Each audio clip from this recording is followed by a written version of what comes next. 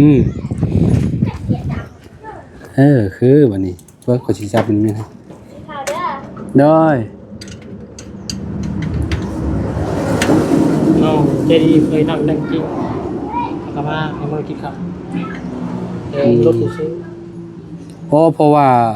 เกียวมันบ่เข่าอันนั้นเนาะบ่จำมันนะครับว่า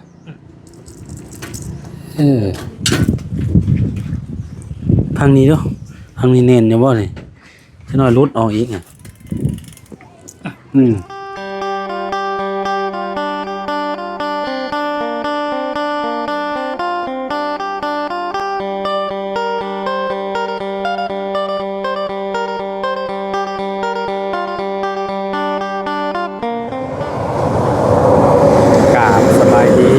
สวัสดีพ่อแม่พี่น้องFCบัสสุขุสุคนเนาะบ่ว่าสิอยู่ในและกระต่างประเทศพี่น้องมาพบมาพ้อกันเนาะกำเฮาเส้นเก่าเส้นเคยพี่น้องเนาะก็คือมื้อนี้พี่น้องเฮาก็เนาะเข้ามาทางบ้านน้องใจดีน้องเลี้ยงน้องแต่งจริงพี่น้องเนาะเมื่อกี้นี้ชุมเพิ่นพากันไปหาพ่อน้องเลี้ยงพี่น้องเนาะไปซื้อบัตรตำงอกตำเงินไปให้พ่อเนาะแล้วพากันขี่รถจักรยานนี่หรือว่ารถถีบเนี่ยไป3 คันเลยพี่น้องขากลับมาบาทนี่เรียบร้อยพี่น้องรถน้องเลี้ยงเนาะเป็นอีกแล้วรถน้องเลี้ยงนี่เบิดแนวหนึ่งกับแนวหนึ่งโอ้สีบ่เข้ากันบ่จักพี่น้องเนาะเราเลือกสีบ่เข้ากันแน่นอนเพราะว่ามาพี่ละลูกคือแบบรถน้องแต่งจริงอ่ะบ่ได้เป็นหยังไอ้น้องแต่งจริงก็บ่ได้เป็นหยังเพราะว่าน้องเพิ่นฮักครับแล้วก็น้องใจดีก็บ่เป็นหยังรถลาวแต่ว่ารถน้องเลี้ยงนี่เอาอีกแล้วพี่น้องเนาะนี่เอาอีกแล้วสบายดีเด้อหล่ะเด้อโอนโอ้เซ็ตบาดนี้อ๋อ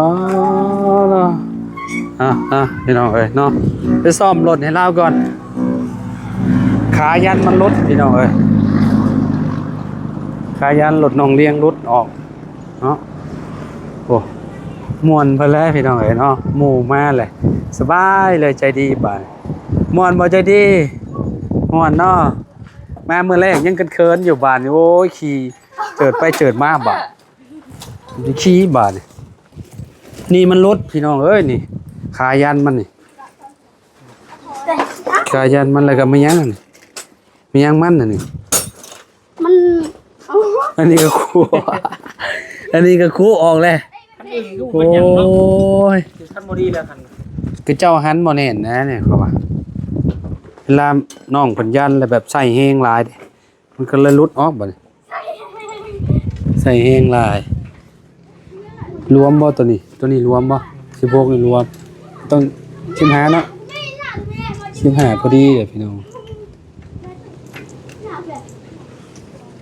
ถ้าบ่ได้นี่ต้องอันนั้นแล้วเขาว่าต้องเชื่อมแล้วว้าวสบายดีเด้อจะไปให้เด้อบ่พอดีเลยนี่รวมอีก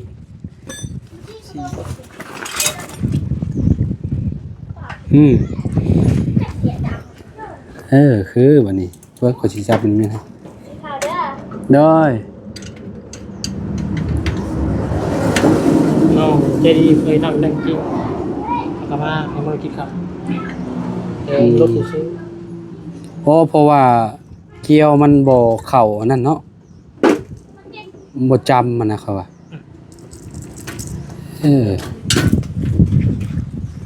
ทางนี้เนาะทางนี้เน้นอยู่บ่นี่จะน้อยรุดออกอีกอ่ะ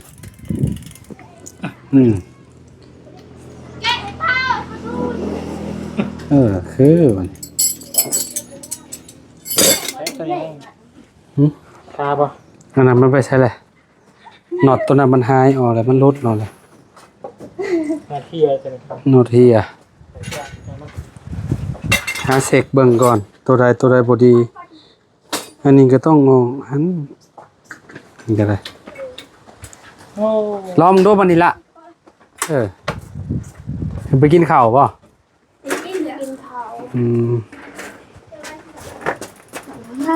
แต่จริงหิวข้าวเด้ลองเบิ่งบัดนี้ได้แล้วเกือบบ่รอด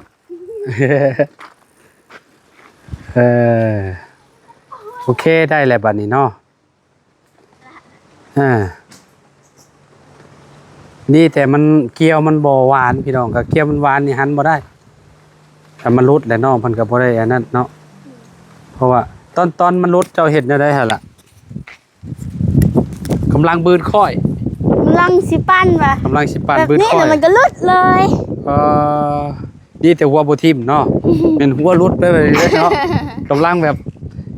ดึกปั่นนะพี่น้องเนาะกำลังแบบจอดแบบนี้แม่นบ่ เลย จอดเลยกำลังสิออกโตสำรวจจักรพี่น้องเอ้ยรุดออกซะมันแน่นแล้วบัดนี้ แน่แล้ว เนาะจะใช่ว่าโซ่มันอันนั้นบ่ได้นะ โซ่มันอันนั้น ตึงแฮงบ่ ตึง อ๋อแน่นแฮงดี นั่นแหละมันปั้นจึงบ่ไหว ปั่นมันฝืดเนาะมีบ่อันน่ะซะไอ้พวกน้ำมันเครื่อง บ่มี เป็นน้ำมันเครื่องรถเก่านะรถ จะ จั ได้ กร หาก่อน ฮะ จะได้ยังหา หาอะไรก็เอามาหยอดลองเบิ่งเพื่อว่ามันอันมอนนะพี่น้องเอ้ยเพราะว่ามันจะฝืดเนาะเวลาขี่เนาะจริงๆกินข้าวกับหยังน่ะ กินข้าวกับป้า ปลา ปลาลุงเฮิมซื้อมา จุ๊บเจ้ากินแล้วแหละ กินแล้วแล้ว กินแล้วแหละเนาะจังหน่อยไปนั่นบ่ เลยยังถามลุงเฮิมอยู่ ไป ลุงเฮิมยังบ่มาไปจ้ะลุงเฮิมว่าสิจะพายกงมิง แม่นบ่แม่นบ่น้ำมันน่ะ ฮะ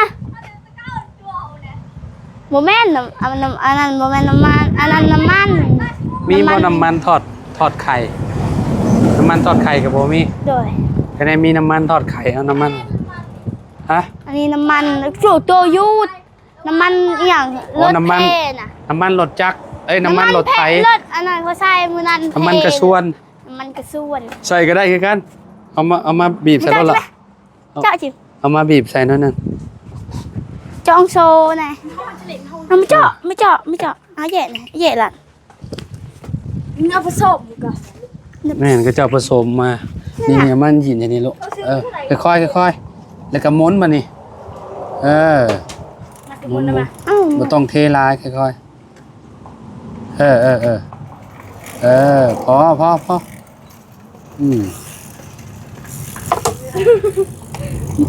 มันฝืดแห้งเพราะว่า เพราะมันเป็นโซ่เข่งนะพี่น้องเอารูปบานเป็นยังไงซิมอนกว่าเก่าอยู่ป่ะก็เจ้าปิดห้านเบิดก่อนมันแต่ก็เจ้าบ่ปิดห้านนี่คืออยู่ อย่างก็คือ เมื่อกี้นี่บ่ได้เช็คเบิ่งรถน้องแต่จริงๆเนาะ ละหรอ อันว่ามัน กิน ยังมัน เต่า แน่น สิ อยู่บ่เบิ่งดูรถเจ้ามันแน่นอยู่บ่ อันแนนจะหลัดมั้ย ยันแบบว่ามือก็เจ้าซื้อมายันก็เจ้าบ่นี่ แนนหลัดมาจริงโซกตี เบิ่ง โซแล้วยาว โซ่ยาวแล้วขี่ม้วนขี่มอนพร้อมผมเจ้านี่ฝืดแห้ง บ่ผมเจ้าก็ฝืดบ่ใจดีธรรมดาเนาะแค่เบรกเบิ่งนั่นเนาะเด็กอันตะกรูอายุเพราะว่าราคาแพงก็มันก็ดีหั่นนะพี่น้องเอ้ยเนาะรถก็ได้100 บาทนี่เนาะแล้วแหละกระแลมเด้อกระแลมเด้อ เคยขายบ่กระแลมเอ้ากินข้าวอิ่มเลยคือแล้วไว้แท้กินหน่อยแท้พร้อมไปสวนบ่ อย่าง หึ อย่าง ให้แต่งไทยก็ได้ให้แต่งจริงก็ได้นั่งก่อนเนาะซ้ำเมื่อยก่อนสามสาวมารวมโตะก็เลยเฮฮาแล้วบาทนี่พี่น้องเอ้ยเนาะบางทีเฮาก็แยกแน่พี่น้องเนาะมื้อนี้จุเพิ่นหากนมาพ่อหน้ากัน จัง4มื้อบ่จะเมื่อพุ่นเนาะ ด้วย ประมาณ4มื้อได้ยังเนี่ยไปอยู่พุ่น ไม่ได้ยัง ไปบ่ไปเที่ยวไปยังหั่นน่ะ บ่ได้ไป แคมป์คลองไปอยู่บ่ เคยไปครั้ง อันหิม ครั้งแรก มองที่เพิ่นช้างพญานาคหาได้บ่ได้ไปบ่ โดย พวกขักได้อ่ะ ฝั่งนี้น่ะฝั่งลาวเฮาฝั่งนั้นสิเป็นฝั่งไทยพี่น้องเนาะฝั่งมุกดาหารเนาะเพราะว่าซุมเฮานี่อยู่แขวงสะหวรรณเขตที่ตรงข้ามกับจังหวัดมุกดาหารนั่นน่ะป้อคะแนนเจ้าปริญนะฮะโอ้คักได้อะไปหาถ่ายรูปถ่ายหยังเซลฟี่ลงFacebook โอ้คักพี่น้องเอ้ยมาทำเจียเจ้าเคยไปบ่ วัดเจอวัด เจียก็บ่เคย โดย มันก็อยู่แถวใกล้ๆกันนั่นแหละกับแถวบ้านพ่อเจ้า โอ้โห เพราะว่าอยู่ใกล้ๆอันนี้สมมุติว่าตลาดสวรรค์ชัยแม่นบ่มันก็สิไปฝั่งริมฝั่งคลองไปเลยขับรถโบก ยิงบีดอนน้ำคอ ไป4มื้อเดี๋ยวบ่ได้ไปเนาะ บ่ได้ไป อยู่แต่ในเฮือน อยู่ในเฮือน เออ ล้างเคยร่วงให้น้าสาวเสื้อนี่ก็เงินที่4น้าสาวให้ค่ะ พี่สาวซื้อให้ โดย อืมเพิ่นซื้อให้จักชุด สุดเดียว ชุดเดียว เด้อ ชุดนี้เลย โดย มักสีดำเนาะจ้ะเนาะ โดย อืม จิ้มกระสีสีด แม่นเข้ากันเบิดเลยสีดำ ำสีดำ ตะกี้ข่อยก็มากคือกันมากแห้งสีดำนี่คือแบบเสื้อข่อยแต่ละโตนี่สีดำตลอดซื้อ สีดำมันงาม สีดำนุ่งได้ก็แบบ สีดิ้น มันบ่ตก เวลาเฮานุ่งอย่างมันสั่งง่ายพร้อม มันสีขาวมันเปื้อนไว้ แม่นเปื้อนบ่ได้เด้อสีขาวคือแบบนัดกันบ่นี่ดำเลยเป็นจังเนาะ ก็สีขาว เบิ่งเราซื้อเรามักพี่น้อยดำไปเลย ใจดีกับดำคือกัน ดำอยู่ ต้องไปเปลี่ยนชุดออกแล้วครับไปอันนั้นเนาะไปสวนไปหยังเนาะ โดยดี แม่บ่เหงาแล้วบ่แรงนอนผู้เดียวมื้อนี้มีลูกมานอนนำล่ะเนาะพี่น้องเอ้ยก็คือมื้อนี้ยังบ่ได้มีไปเข้ามาหาเนาะมีแต่ลุงเฮิมแล้วก็ทางเฮาคุณบ่าวจันทร์ก็ยังบ่ได้เข้ามาเนาะเอาบุญบรรป่า บ่บุญเขามาได้ตอนเช้า บุญบรรป่านะ ยังแต่เบาพึ่ง บ่าวจันทร์ ตอนแรงเข้ามาอีกบ่จักเนาะจังโมงเลยสิไปว่าสิ2โมงเลยเด้อ มาพักไว้พักนี่ ฮะ พักก่อน พักแล้ว เด้อ เอาตอนแรงบ่ไปมื้ออื่นจังไปเนาะ เด้อมื้อไปโรงเรียนเหรอ มื้ออื่นก็ไปโรงเรียนแล้ว อ้าวก็ชื่อตัวจ้ะ12 โมง มื้ออื่น มื้ออื่นที่แต่เช้า หึ มื้ออื่นที่แต่เช้าวันศุกร์ เฮ็ดแต่เช้าแล้วก็ไปโรงเรียน บ่แม่นที่แต่เช้า ตอนแรกก็ไปปลูกมัน ก็คือเรียนตอนเช้าตอนแรกน่ะบ่ไปโรงเรียน ตอนแรกมื้ออื่นวันศุกร์เด้ มื้ออื่นวันศุกร์ไปโรงเรียนเนาะ โดย เข้าแต่ตอนเช้านะนี่เนาะ โดย ตอนแรกเลยก็มาลุยเฮ็ดเวียกนำไปตู้วะเนาะ โดย อืมอ่าเสียงไข้ในแล้วบาดนี่พี่น้องเอ้ยเนาะดีแล้วปกติแล้วเนาะกินน้ำอุ่นกินน้ำมะนาวไข้แน่ประตูเราเฮ็ดเวียกเราสารเป็นบ่พวกทิปของทิปเข่า เป็น เป็น เจ้าเป็นบ่ บอก คือบ่เรียนเอานำเพิ่น บ่รู้ อันนี้บ่ไอ้น้องเลี้ยงเจ้าเว้าไม่ที่ว่าเรายังบ่ได้ขาย โดย อันนี้เราเก็บสะสมมาแต่โดนแล้วนี่เนาะเราจะเห็นเพื่อนให้ลูกสาวเราบ่จักนี่เนาะให้ทั้งน้องกองบ่จัก นอนกอง กองมี นี่ แม่น กองมี ห้องกอง มี น้องกองมี จ้อยจุดมันจุดเอาเงิน คือว่าบาบุญว่ามีรางวัลให้บ่ เลย บ่แรงบ่แหละเนาะ สองคนนี่บ่ให้ว่าเอาดอกสองคนนะเมื่อวานนี่กับเซอร์ไพรส์ไปแล้วเจ้ากับมีบ่เมื่อวานนี่เจ้าก็ได้คือกันลุงเฮิมบ่ เท่าใด600,000อันนี้ก็650,000ตะบ่าวให้600,000 600,000เท่าใด607,000แสดงว่าเจ้าก็ได้ล้านหนึ่งล้าน1แสนเนาะ เลย ล้าน1แสนกับ ล้านสอง 1,000ฮะ ล้านสอง ล้านสองเนาะแม่นแม่นแหละทั้งระเบา ล้านสามเลย ล้านสามเนาะแม่นล้านสามแม่น ล้านสาม ล้านสามพอดีล้านสามกับ3,000 3,000 จะดีก็ได้ ได้อยู่600,000เนาะหยุดกระปุกบ่เลยเจ้าได้ละ มึงให้พ่ เก็ อบ เท่าไรล่ะเจ้า เดี๋ยวพ่อ อยู่น้ำพ่อเบิด เลย คือเป็นหยังสาเหตุคือแบบให้พ่อเก็บให้ ให้พ่อเริ่มเทิงก่อน หึ ซื้อไก่ให้พ่อซื้อไก่ อ๋อก็คือแบบเงินที่เจ้าได้นี่คือแบบสมมุติว่า FC ให้เจ้าก็เอาให้พ่อเจ้าเก็บ เลย แต่เอาให้พ่อไปลงทุน เลย ให้พ่อไปซื้อไก่ แล้วว่า มาเลี้ยงมาขาย เลย อืม แล้วว่าเธอนี่น่ะเงินที่ลิซีน่ะน้องอยู่น้องเงินลิซีน่ะ หึ เขาเงินลิซีอยู่สวรรค์น่ะ เงิน 300,000 เขาให้อังเปา อังเปา อ๋อโอเค 300,000อยู่ในกระปุก 300,000อยู่ในกระปุกเจ้า เลย เป็นไปได้คือเงินอ่างเปาคือจะเก็บเอง เลยเพราะว่าอยากเก็บเองก็อยากเก็บหรือว่า ตอนนี้ได้จักหมื่นเลยได้จักแสนเลย 300,000 อ๋อเริ่มทยอด เลย แต่บาบุญเนาะให้ได้ซะ ยัง เพราะสมมุติว่าบาบุญเนาะให้เจ้าสิเอาจดกระปุกบ่เลยอ๋อโดยพี่น้องเอ้ยเนาะเก็บเมียนนั่นแหละเนาะความฝันเจ้าคือเจ้าเว้า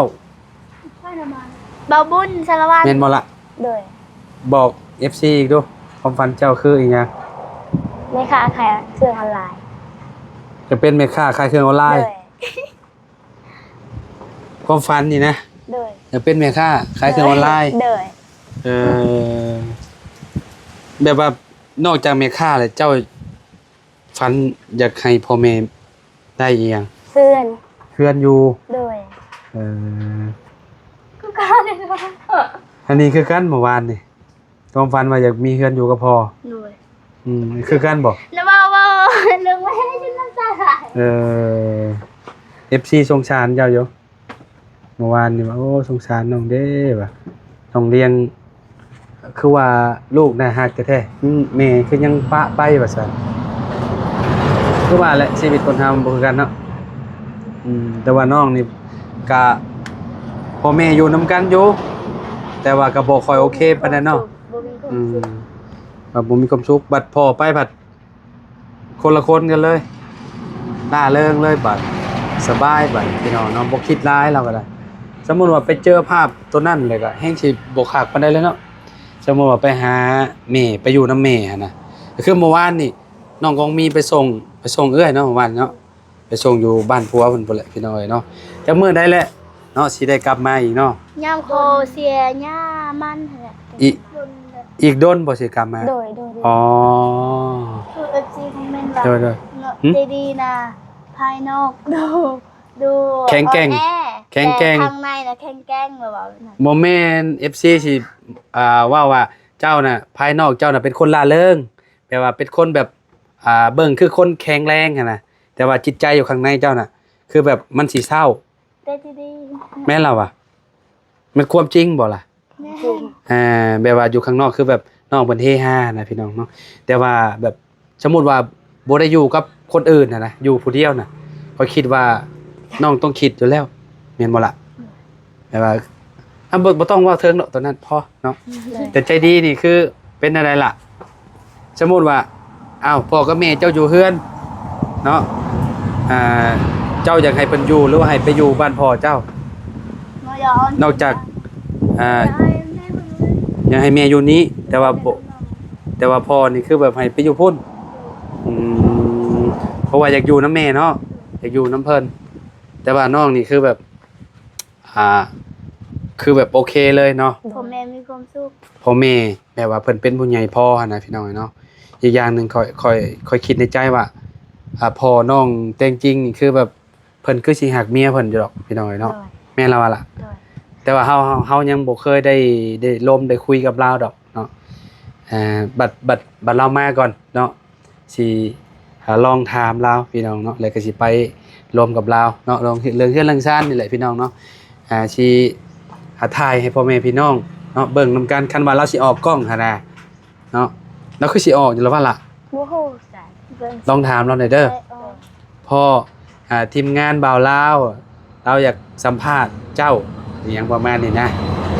คันว่าเราให้สัมภาษณ์เลย